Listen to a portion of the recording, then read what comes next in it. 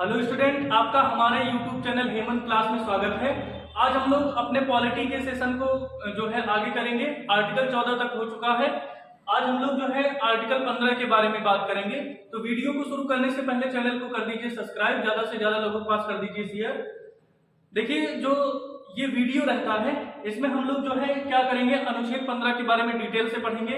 Actual में इसको patience से देखना पड़ेगा। अगर देखते हैं तो आपको 15 से 20 मिनट में जो जानकारी मिल जाएगी वो आप जो उतना समय दूसरे वीडियोस में खराब करते हैं जल्दी के चक्कर में, तो जल्दी नहीं है, मतलब तैयारी करना है तो पेशेंस से धैर्यपूर्वक अच्छे तरीके से समझते हुए चलेंगे तो दिक्कत नहीं होगी। तो वीडियो को शुरू करते हैं। तो इसमें हम लोग जो है अनुच्छेद 15 को लेकर के जितनी भी बातें हैं उसको करेंगे। और ये सारे पॉइंट्स जो हैं एम लक्ष्मीकांत बुक से हैं, यूपीएससी लेवल के हैं। तो आप लोग जो है स्क्रीनशॉट इसका ले सकते हैं इतने पॉइंट्स का। अब इन्हीं पॉइंट्स को लेकर के हम लोग जो है डिटेल से बहुत अच्छे तरीके से बात करेंगे, मजा आपको बहुत आएगा। पेशेंस से धैर्यपूर्वक देखिएगा। तो हम लोग जो है समझते हैं अनुच्छेद 15 क्या बोलता है। आर्टिकल 15 क्या कहता है, इसमें यह व्यवस्था दी गई है। अनुच्छेद 15 में क्या है, अनुच्छेद 15 में देखिए क्या है, इसमें यह व्यवस्था दी गई है कि राज्य किसी नागरिक के प्रति केवल धर्म, मूलवंश, जाति, लिंग और निवास स्थान या फिर जन्म स्थान, इसको लेकर के कोई भी भेदभाव नहीं कर सकती, विभेद नहीं कर सकती है। ये बातें जो है अनुच्छेद 15 में लिखी गई हैं। तो आर्टिकल 15 में नॉर्मली क्वेश्चन बनता है तो अनुच्छेद 15 से क्या रहता है, इसमें धर्म, मूलवंश, जाति, लिंग और निवास स्थान या फिर जन्म स्थान के आधार पर किसी के साथ भेदभाव नहीं हो सकता है। तो ये अनुच्छेद 15 कहता है। अब इसमें देखिए, मतलब पूछा जाता है कभी कभी कि जो है अनुच्छेद 15 में कितने चीजों के आधार पर भेदभाव नहीं किया जा सकता है। तो धर्म, केवल, ध्यान रखना यहाँ पर दो वर्ड आए हैं, एक विभेद है, एक केवल है। अभी इसको समझाएंगे। तो 5 चीजें हैं, धर्म, मूलवंश, जाति, लिंग और जन्मस्थान। इन 5 चीजों के अलावा जो है भेदभाव हो सकता है। 5 चीजों पर भेदभाव नहीं हो सकता है किसी भी नागरिक के साथ। तो यहां से विभेद का अर्थ समझते हैं। विभेद का अर्थ क्या होगा, किसी के विरुद्ध, कहने का मतलब जो है किसी भी व्यक्ति के विरुद्ध या फिर राज्य के विरुद्ध। जैसे क्या है, अगर राज्य सरकार है हमारे ऊपर जो है लिंग के आधार पर हमसे भेदभाव भी, जो जैसे सरकार के पक्ष में माने, अगर मान लीजिए कोई वैकेंसी आती है तो उसमें ये रहता है कि सिर्फ यही भरेंगे, मतलब कोटा भले फिक्स रहता हो लेकिन भरने का अवसर सबको दिया जाता है। वो चाहे किसी भी लिंग के हों, किसी भी जाति के हों, किसी भी संप्रदाय के हों, वहां से मतलब नहीं रहता है। तो ये क्या, अगर राज्य कोई भी वैकेंसी आती है उसमें सिर्फ जनरल वालों को या फिर ओबीसी वालों को या फिर एससी एसटी वालों का सिर्फ पद दे दिया जाए, सिर्फ उन्हीं का पद रहे, तो देखो उस पर जो है हमारे साथ भेदभाव हो जाएगा, मतलब जाति के आधार पर। तो इस तरीके से राज्य के विरुद्ध जो है ये हमें सिक्योरिटी देता है कि मतलब राज्य सरकार ऐसा नहीं कर सकती। मान लीजिए कभी वैकेंसी में इस तरीके से आता है तो देखिए उसका तुरंत विरोध होता है। एक बार लेखपाल में सिर्फ जनरल वालों की वैकेंसी आई थी तो उस पर उसको लेकर के जो है विवाद हुआ था। तो क्योंकि ये लिंग के आधार, ये जाति के आधार पर भेदभाव है। तो इसी तरीके से जो है केवल, तो विभेद का अर्थ समझ गए, किसी के विरुद्ध, ये राज्य के विरुद्ध भी हो सकता है और जो है किसी भी व्यक्ति के विरुद्ध ऐसा होता है। तो इसके लिए हम सुप्रीम कोर्ट भी जा सकते हैं क्योंकि ये हमारे फंडामेंटल राइट्स हैं। इस केवल का अर्थ समझते हैं। केवल का अर्थ क्या होता है, केवल का अर्थ होता है अन्य जो भी आधार हैं, अन्य आधारों पर मतभेद किया जा सकता है। कहने का मतलब धर्म, मूलवंश, जाति, लिंग, निवास स्थान या जन्म स्थान, इनके आधार पर किसी के साथ भेदभाव नहीं किया जा सकता है।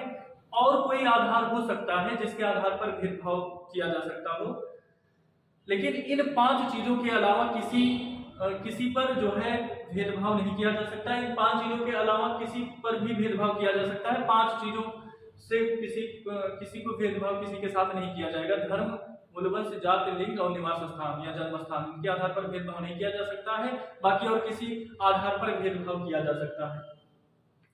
तो इस केवल का वर्ड समझ गए कि मतलब अन्य, अगर कोई आधार लेकर के राज्य बात करती है, राज्य सरकार या फिर कोई भी व्यक्ति और कोई भी आधार लेकर के बात करता है तो उस कंडीशन में उसके साथ भेदभाव होता है, तो उसके लिए हम जो है नहीं जा सकते हैं सुप्रीम कोर्ट, सिर्फ जो है इन्हीं के आधार पर जा सकते हैं। इसके बाद हम लोग देखते हैं अनुच्छेद 15 में ये बातें लिखी गई हैं। उसके बाद अनुच्छेद 15 में भी इसकी दूसरी व्यवस्था किसके खिलाफ है। अनुच्छेद 15 में ये भी बातें लिखी गई हैं, इसकी दूसरी व्यवस्था में है कि कोई भी नागरिक, यहाँ तो राज्य को लेकर के था, राज्य किसी नागरिक के साथ नागरिक के प्रति कैसा व्यवहार करती है ये था। इसमें क्या है, कोई नागरिक केवल धर्म, मूलवंश, जाति, लिंग और जन्म स्थान इनमें से किसी भी आधार पर, जैसे कोई व्यक्ति है वो धर्म, लिंग, जाति, निवास स्थान और उसके बाद फिर जो है मूलवंश, इनके आधार पर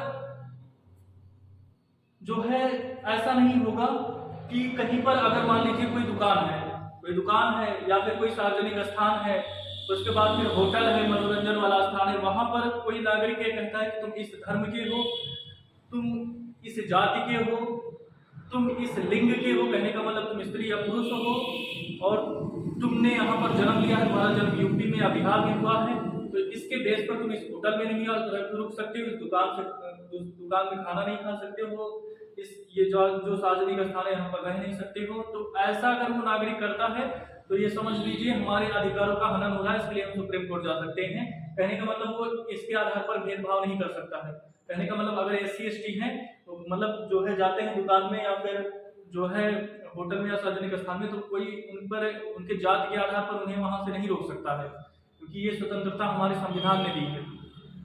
तो यहाँ से ये भी नहीं हो सकता है, रोक नहीं सकता है। राज्य निधि से पोषित जिस पर राज्य सरकार ने खर्चा किया हो, सार्वजनिक स्थान हो, जैसे राज्य सरकार ने किसी के लिए, जैसे राज्य सरकार तालाब बनवा दी, कुआं खुदवा दी, ये किसके लिए, सार्वजनिक है, ये सबके लिए है। तो ऐसा नहीं होगा कि उस कुएं में सिर्फ जनरल वाले ही पानी भरेंगे या फिर OBC वाले भरेंगे, SC ST, मतलब ऐसा नहीं होगा, सबके लिए कैटेगराइज नहीं है। उस कुएं का पानी या उस नलकूप का पानी सिर्फ वही पिएगा, सारे व्यक्ति पी सकते हैं। अगर ऐसा होता है, स्नान घाट है, स्नान घाट जिसको नहाने वाला कहते हैं, अब वहां पर पता चले कि जो है हम जनरल है, हम ही नहा सकते हैं और कोई नहा नहीं सकता है, या फिर हम SC ST हैं तो मतलब जो है हमारे साथ भेदभाव होगा, तो ऐसा भी नहीं हो सकता, क्योंकि वो राज्य सरकार द्वारा पोषित है और वहां पर जो है हम जो है ऐसी जो गतिविधियां सब लोग कर सकते हैं वो हम भी कर सकते हैं। वहां पर इन 5 बेसिस के आधार पर हमारे साथ भेदभाव नहीं किया जा सकता है।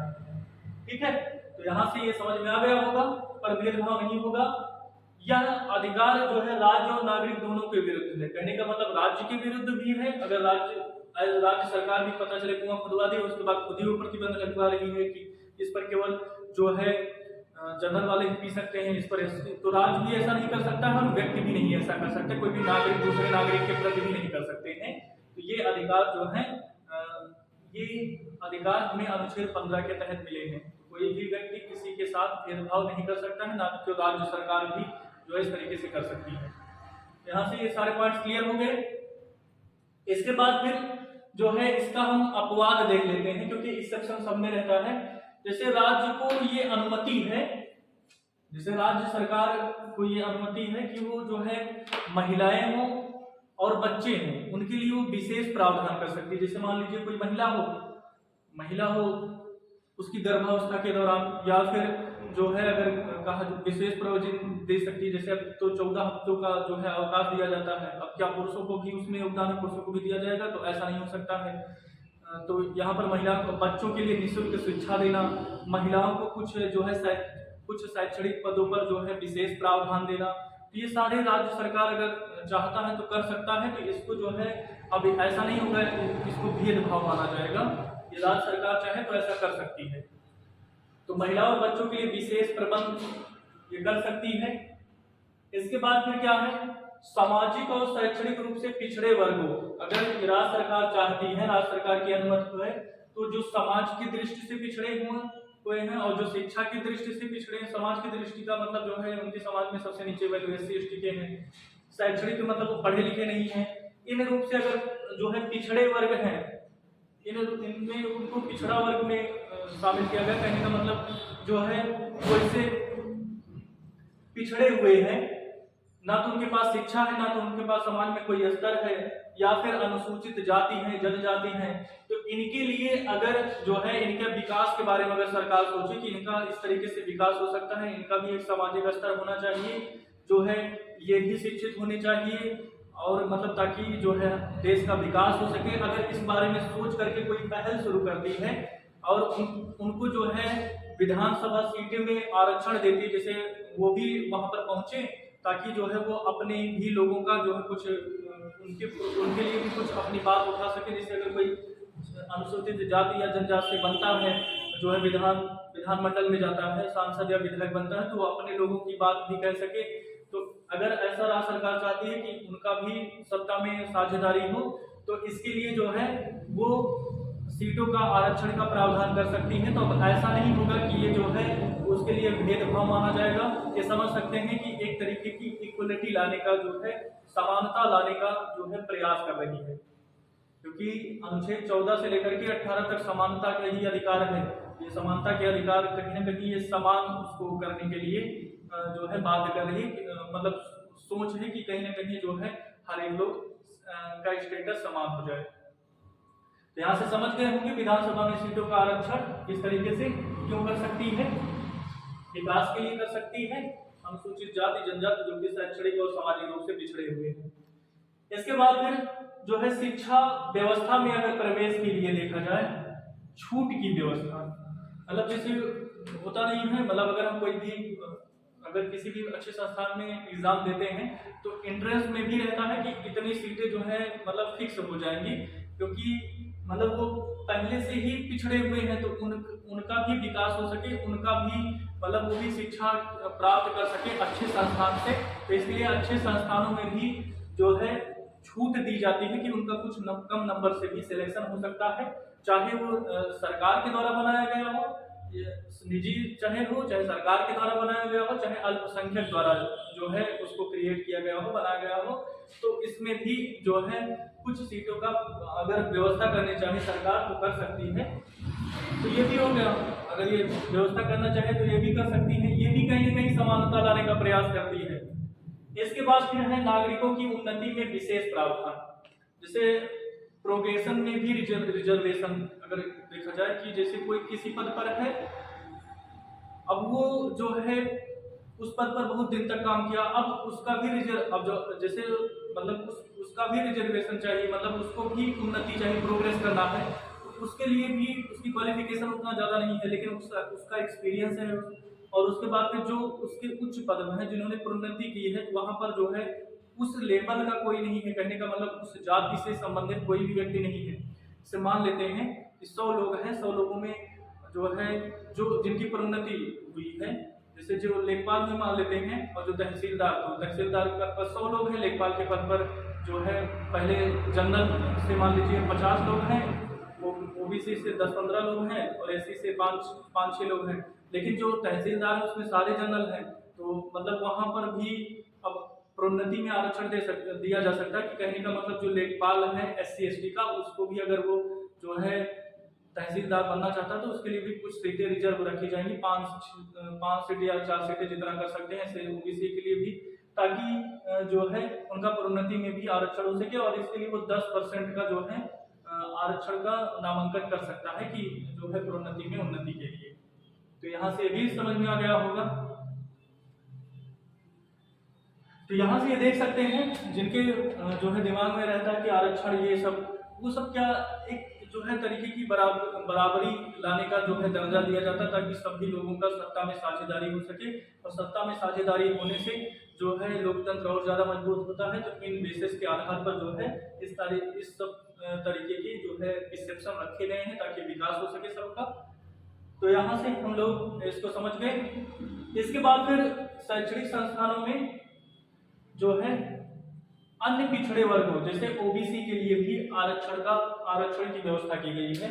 जैसे यहाँ पर SC ST के लिए था, जो है यहाँ पर देख सकते हैं नागरिकों की उन्नति में जो 10% का था, बाद में जो है अन्य पिछड़ा आयोग जो है ओबीसी के लिए आरक्षण का प्रावधान करता है, पिछड़ा वर्ग आयोग का गठन हुआ था, तो वहां से जो है ओबीसी के लिए आरक्षण की व्यवस्था की गई है। तो संविधान के अगर देखा जाए 93 में संविधान संशोधन 93 संविधान संशोधन 2005 द्वारा शामिल किया गया था।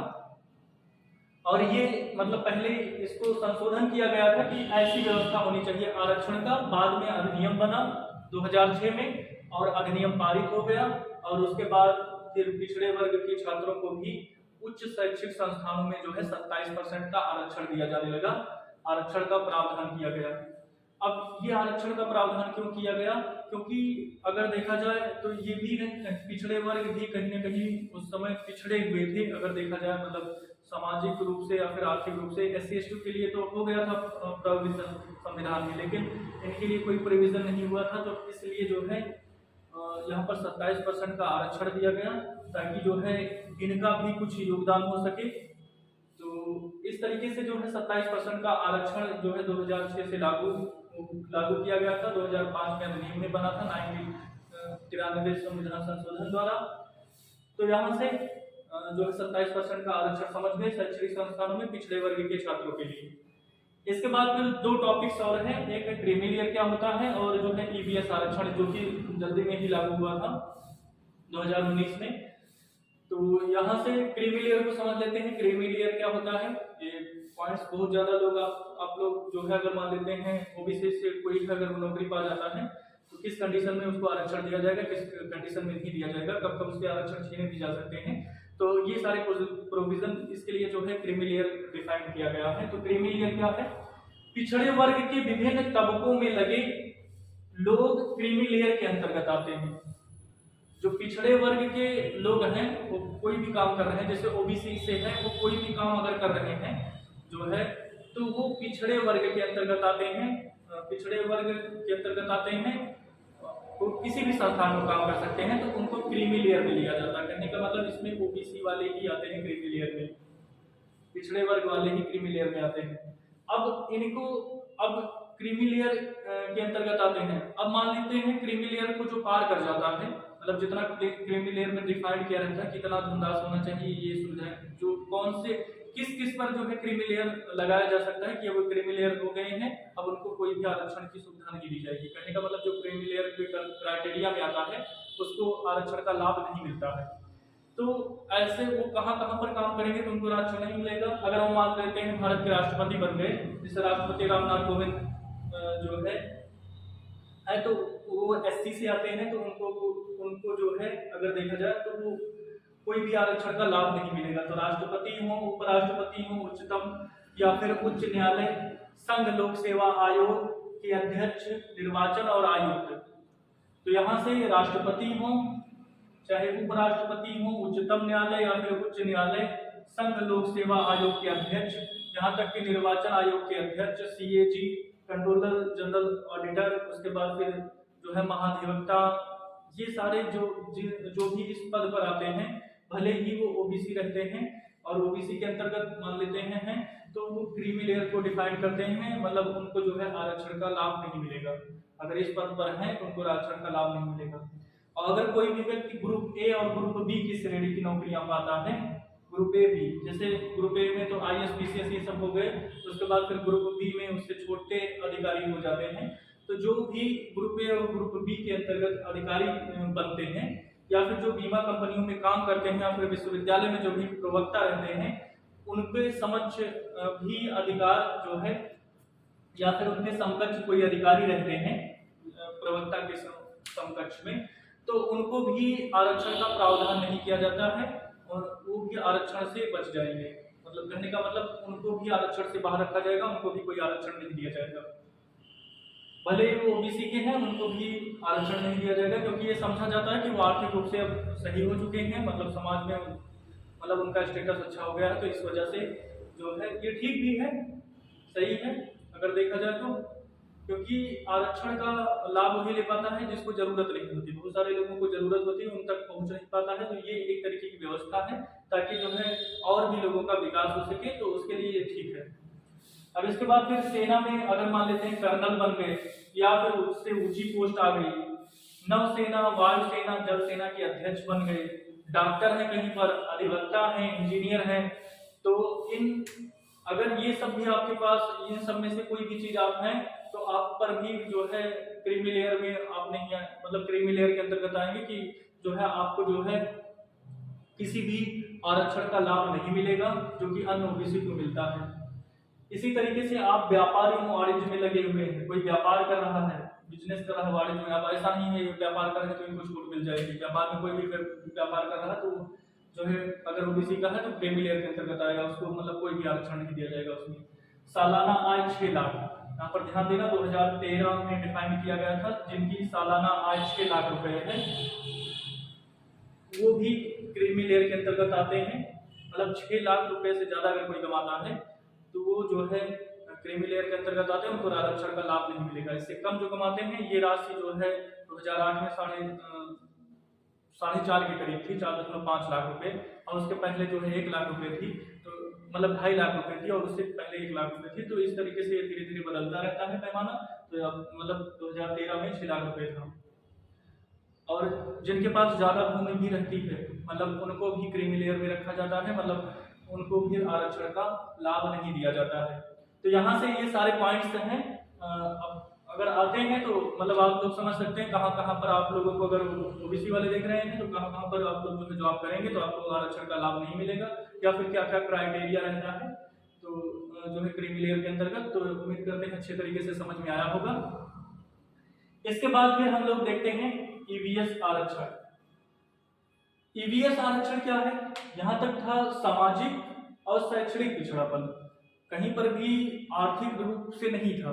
इसमें क्या किया गया है, आर्थिक रूप से कमजोर वर्गों के लिए, आर्थिक रूप से कमजोर वर्गों के लिए आरक्षण का प्रोविजन दिया गया है, जो कि पैसे के बेस पर जिनकी आर्थिक स्थिति सही नहीं है, मतलब वो आर्थिक रूप से कमजोर है, और मतलब ये प्रोविजन सिर्फ उन लोगों के लिए है। अब ऐसा नहीं होगा इसके अंतर्गत आर्थिक रूप से कमजोर के अंतर्गत फिर ओबीसी, एससी, एसटी ये भी शामिल हो जाएंगे, इनसे हट करके। कहने का मतलब ये केवल जनरल वालों को दिया गया है, जो भी पिछड़े जिनकी आर्थिक स्थिति सही नहीं है उसके बेस पे। कहने का मतलब ये ऐसा नहीं होगा आर्थिक स्थिति सही नहीं होगा तो हर एक कास्ट के लोगों के लिए हो जाएगा, ये सिर्फ जनरल वालों के लिए है जो आर्थिक रूप से कमजोर हैं, उनके लिए ईवीएस आरक्षण का प्रावधान किया गया है।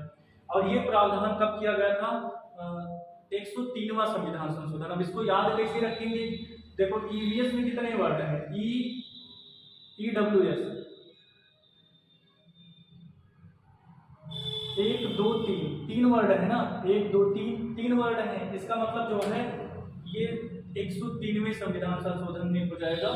इस अधिनियम को पारित किया गया था और ये अधिनियम 2019 में पारित हुआ था, उसके आधार पर इसको जोड़ा गया था,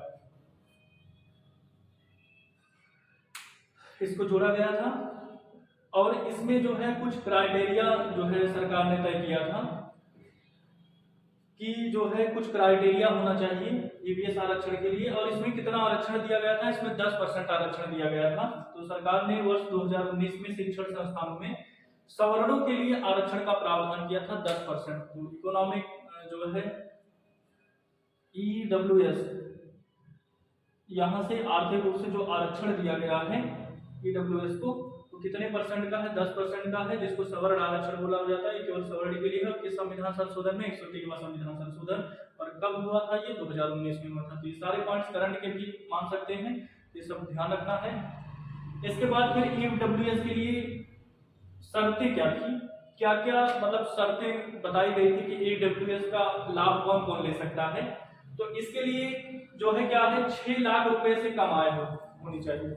मतलब जिसकी आय जो है 6 लाख रुपए है, 6 लाख से कम है, वो जो है ईडब्ल्यूएस कार्ड बनवा सकता है। जो हमारे यहाँ मतलब जो क्रीमी लेयर में जो दायरा दिया गया 6 लाख से कम है तो उनको आरक्षण मिलेगा, उसी के बेसिस पर मान सकते हैं, मतलब 6 लाख रुपए। अब लेकिन सुप्रीम कोर्ट ने इस पर जवाब भी मांगा था कि जो है 6 लाख कमाने वाला व्यक्ति जो है कैसे आर्थिक रूप से कमजोर हो सकता है। तो इसके बारे में बात होती रहती है। और उसके बाद फिर ये 10% आरक्षण देने पर जो है जो 27 जैसे ओबीसी का है, और उसके बाद फिर 21% मान सकते हैं एससी एसटी का है, तो 48% हो गया। और उसके बाद फिर जब इनका 10 हो जाएगा तो 58% हो जाता है। कहने का मतलब ये 100 जो है आरक्षण का प्रावधान सुप्रीम कोर्ट ने माना कि आरक्षण जो रहता है वो 50% से ज्यादा नहीं हो सकता है। यहाँ पर 58% हो जा रहा है। तो ये भी जो है इन सब के बारे में बात करेंगे हम लोग अच्छे तरीके से कि जो है कहाँ कहाँ पर 50% से ज़्यादा आरक्षण है। जैसे अगर मान सकते हैं तो कुछ जगह पर है जहाँ पर 70% तक सिर्फ आरक्षण दिए गए हैं। तो ये भी देख सकते हैं मतलब एक वाद था, ध्यान नहीं आ रहा है, उस वाद में जो है ये बताया गया था कि जो है आरक्षण का प्रोविजन सिर्फ 50% तक हो सकता है, उसके बाद फिर आरक्षण नहीं दिया जा सकता। लेकिन ये सब देख सकते हैं उल्लंघन हो रहा है इसका, तो इस पर भी सुप्रीम कोर्ट ने जवाब मांगा था। तो यहाँ से 6 लाख रुपए जो है 6 लाख रुपए से जो कम कमाता है वो जो है ईवीएस कार्ड बना सकता है। और ये किसी भी से भी हो सकती है, चाहे वो व्यवसाय से कमाता हो, चाहे वेतन कहीं पर काम करके कमाता हो, या फिर जो है खेती हो उसका, कहीं से भी अगर 6 लाख रुपए से कम है तो वो जो है ईवीएस कार्ड बनवा सकता है। ईवीएस से बाहर जो है ईडब्ल्यूएस से जो आंतरिक रूप से ईवीएस से बाहर जो है कौन कौन हो जाएगा, ईवीएस से बाहर कौन कौन होगा, जिसके पास 5 एकड़ या उससे ज्यादा संपत्ति होगी। जिसके पास 5 एकड़ से ज्यादा संपत्ति है वो ईवीएस कार्ड नहीं बनवा सकता है यहाँ से। उसके बाद फिर जिसके पास 1000 वर्ग फीट या उससे बड़ा फ्लैट है, 1000 वर्ग फीट या उससे बड़ा फ्लैट है, तो वो भी जो है ईवीएस कार्ड नहीं बनवा सकता है। इसके बाद अनुसूचित क्षेत्र के अंतर्गत अगर 100 गज की जमीन है या उससे बड़ा आवासीय जमीन वाला पार्ट है, फ्लैट है, तब भी आरक्षण नहीं मिल सकता है। और इसी तरीके से अनुसूचित क्षेत्र से बाहर अगर जो है 200 या 200 से ज्यादा भूखंड है, जो है भूखंड का आवासीय फ्लैट है, तो वो भी जो है ईवीएस आरक्षण के अंतर्गत नहीं आएंगे। यहाँ से कुछ पॉइंट्स तो मतलब उतना हमारे पास व्यवस्था नहीं कि डिजिटल पैनल को हम सारे पॉइंट्स को करें मतलब अच्छे तरीके से। बाकी जो है इसमें जितने भी कंटेंट हैं बहुत अच्छे लेवल के हैं।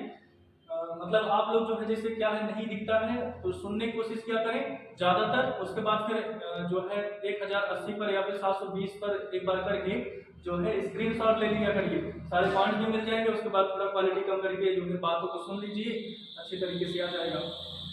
तो उम्मीद करते हैं मेरी ये पहल समझ में आई होगी।